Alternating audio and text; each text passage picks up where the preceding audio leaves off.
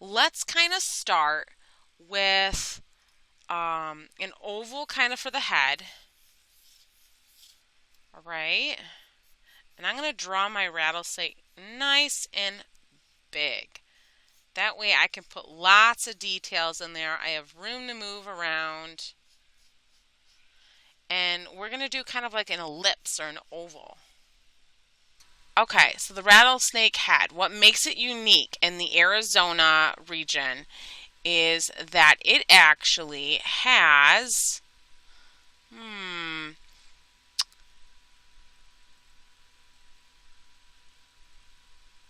dark and brown alternating diamond patterns. I'm going to add like a little triangle here for this part. It's like a triangle with a rectangular top. And these patterns run along the length of its body. And quite frankly, you guys, I wouldn't worry too much about drawing these patterns just yet. I would put a wash down on the body first and then draw the patterns using ink. You don't need a specialty pen. It could be a regular pen that you normally write with. We're going to be doing the ink part after our wash dries. So that way we don't risk getting our watercolor paint mixed in with our ink. So if you have a regular pen, like a writing pen, like a black writing pen, you could use that too. So we're going to have an oval, and then we're going to have two circles for the eyes. And you can decide if you want oval eyes, if you want round eyes, if you want almond eyes, totally up to you. I might make mine a little more almond shape, less like the picture. When I say almond shape, it's kind of like an ellipse with kind of pointed ends on it. That's what I mean by almond shape here. It's kind of like an alien eyeball. For simplicity's sake today, we are going to draw the snake with his mouth closed. If you want to try to do the mouth open, that's on you, but we're going to do it, I'm going to do it closed for simplicity's sake. And I'm going to do that by doing a W. A really stretched out W.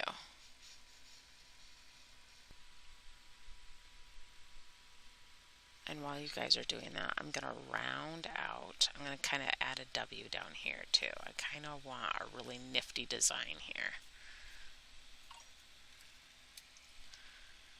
There we go.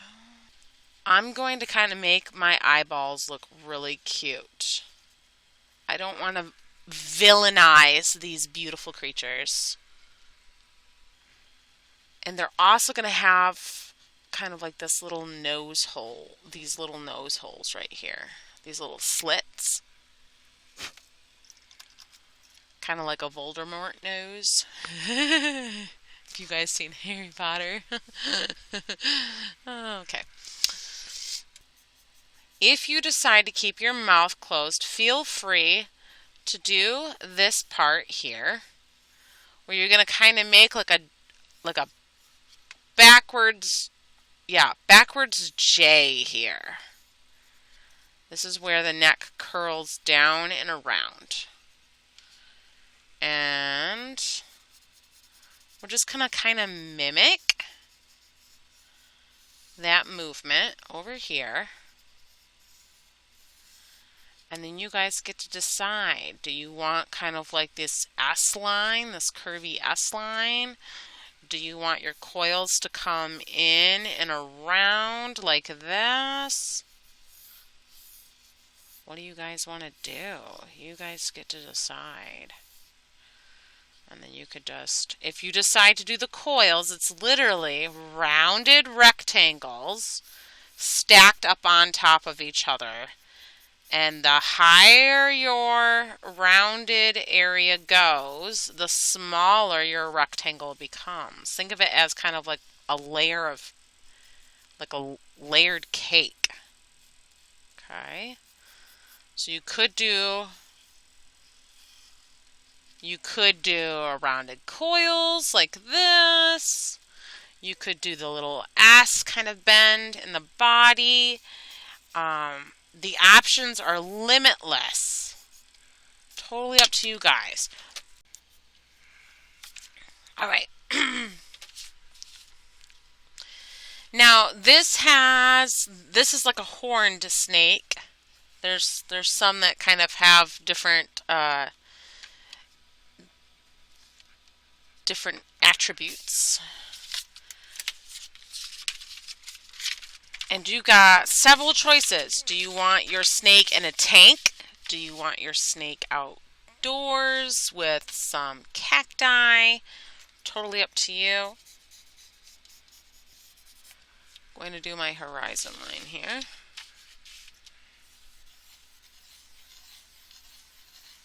I'm going to kind of do like what I'm doing in the picture. Except for I'm probably going to not do such a big cacti. I'm probably going to do one smaller. I'm just outlining the shape that I've just made here. I'm outlining it for my cactus. That's how I'm doing my cactus. Now you don't have to do a cactus if you don't want to. It's just an idea. I literally kind of made like a trident shape, and then I outlined the trident shape. And I gave it maybe half an inch in space from my center guideline. And I'm literally just going to keep it like this.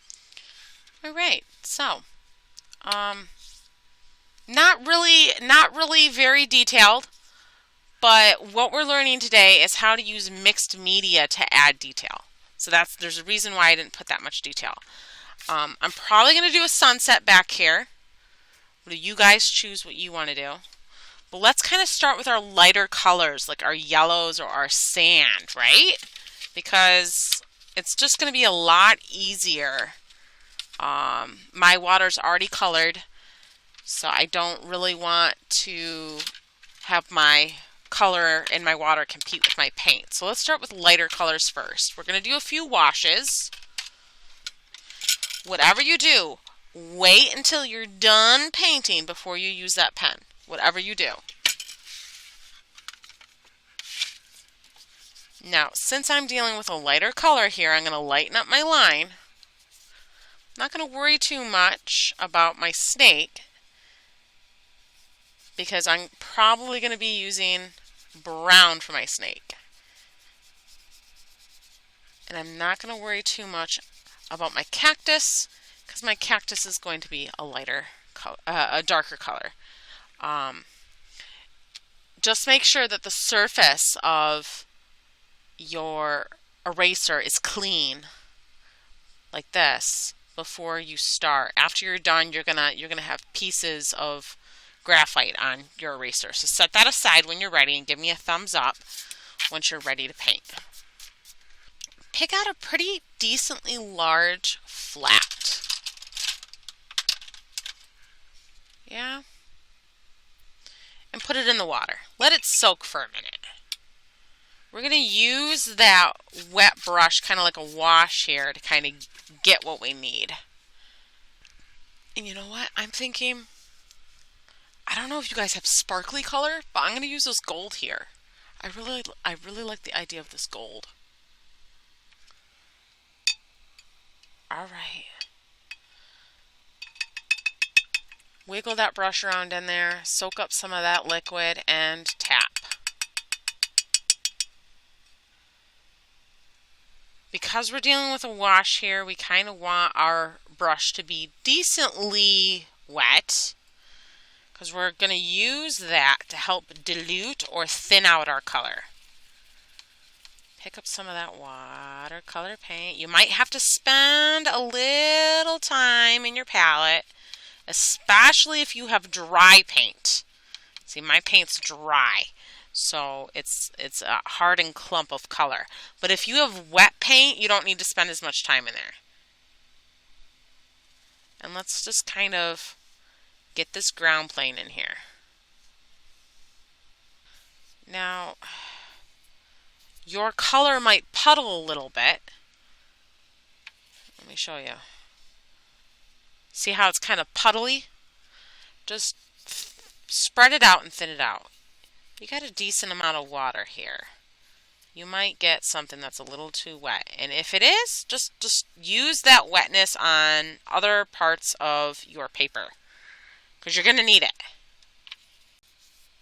Don't worry about any shadow or finer details here. We're literally just putting down our filler color. You might have to revisit and grab a little more paint. That's okay. Your surface should be decently moist, so it helps dilute that extra paint that you're grabbing. So don't be afraid of grabbing a little extra paint. The moisture in your brush will help thin it out.